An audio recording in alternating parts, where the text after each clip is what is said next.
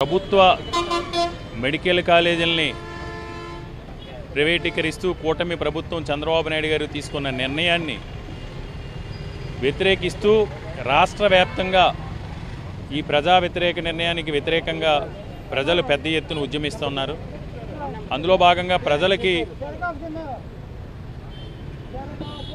మద్దతు తెలుపుతూ ఈ ప్రజల్ని మరింత చైతన్యపరుస్తూ ప్రభుత్వ మెడికల్ కాలేజీ ప్రైవేటీకరణకు వ్యతిరేకంగా మాజీ ముఖ్యమంత్రి వర్యులు శ్రీ వైఎస్ జగన్మోహన్ రెడ్డి గారి ఆదేశాల మేరకు వైఎస్ఆర్ కాంగ్రెస్ పార్టీ ప్రజలు కలిసి కోటి సంతకాల సేకరణ కార్యక్రమాన్ని చేపట్టడం జరిగింది. ప్రజలందరిలోనూ కూడా చైతన్యపరిచి ఈ కోటి సంతకాల సేకరణ చేసి గౌరవ మాజీ ముఖ్యమంత్రి జగన్మోహన్ రెడ్డి గారి చేతుల మీదుగా గవర్నర్ గారికి అందజేసి ఈ ప్రభుత్వానికి ఈ ప్రభుత్వ పెద్దలకి బుద్ధి వచ్చే విధంగా ప్రజా కంటక నిర్ణయాల్ని ప్రజా వ్యతిరేక నిర్ణయాలు విషయంలో ఈ ప్రభుత్వం దిగి వచ్చే విధంగా ఈ కోటి సంతకాల ద్వారా ప్రజా తీర్పు ఈ ప్రభుత్వానికి చెంపపెట్టిలో ఉండే విధంగా ఈరోజు పెద్ద ఎత్తున ఈ కోటి సంతకాలకు సంబంధించి ప్రజలందరూ కూడా మద్దతు తెలుపుతున్నారు. ప్రతి ఒక్కరు కూడా ఇది దుర్మార్గమైన నిర్ణయం. జగన్మోహన్ రెడ్డి గారు ప్రతి జిల్లాలోనూ కూడా ఒక ప్రభుత్వ హాస్పిటల్, అదేవిధంగా ఒక ప్రభుత్వ వైద్య కళాశాల ఉండాలి.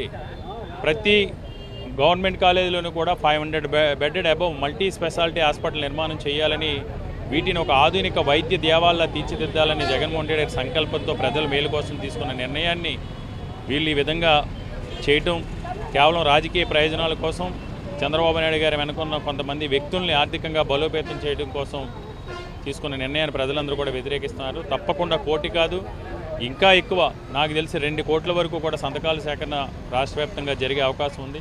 తీసుకుని ఈ ప్రభుత్వానికి దిగి వచ్చే విధంగా ఈ కార్యక్రమాన్ని చేయడం జరుగుతుంది. ఈరోజు అందులో భాగంగా ఈరోజు విశాఖపట్నం జిల్లా ఇంటలెక్చువల్స్ విభాగం అధ్యక్షులు మార్కండేయులు గారి ఆధ్వర్యంలో కంచరపాలెం మెట్టి దగ్గర 55వ వార్డు కార్పొరేటర్ గారు శ్రీమతి కేవీఎన్ శశికళ గారు, అదేవిధంగా జిల్లా వైఎస్ఆర్ కాంగ్రెస్ పార్టీ మహిళా అధ్యక్షురాలు సోదరిమణి శ్రీ పేడాడ రమణ కుమార్ గారు, రాధాకృష్ణ గారు, పెద్దలందరూ ఆధ్వర్యంలోనూ కూడా ఈరోజు ఈ కార్యక్రమం నిర్వహించడం జరిగింది. మీరే చూశారు.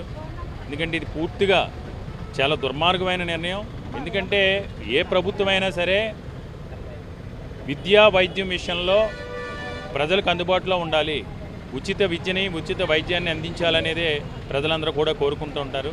ఆ దిశగా జగన్మోహన్ రెడ్డి గారు ఎన్నో సంస్కరణలు తీసుకొచ్చి చదువుకోవాలనుకునే తాపత్రం ప్రతి ఒక్కరూ కూడా ఉన్నత విద్యావంతులు కావాలి, విజ్ఞాన సముపార్జన ద్వారా మాత్రం ఈ సమాజంలో మార్పు తీసుకురాగలుగుతాం. అదేవిధంగా ఈ రాష్ట్రంలో నివసించే ప్రతి పౌరుడికి కూడా ప్రభుత్వమే ఆరోగ్య భద్రత కల్పించాలనే సంకల్పంతో తీసుకొచ్చిన ఈ 17 మెడికల్ కాలేజీలు కూడా ఎట్టి పరిస్థితుల్లోనూ కూడా ప్రభుత్వ రంగంలో కొనసాగే వరకు వైఎస్ఆర్ కాంగ్రెస్ పార్టీ తరఫున ప్రజల తరఫున మేము తప్పకుండా పోరాటం చేస్తాం.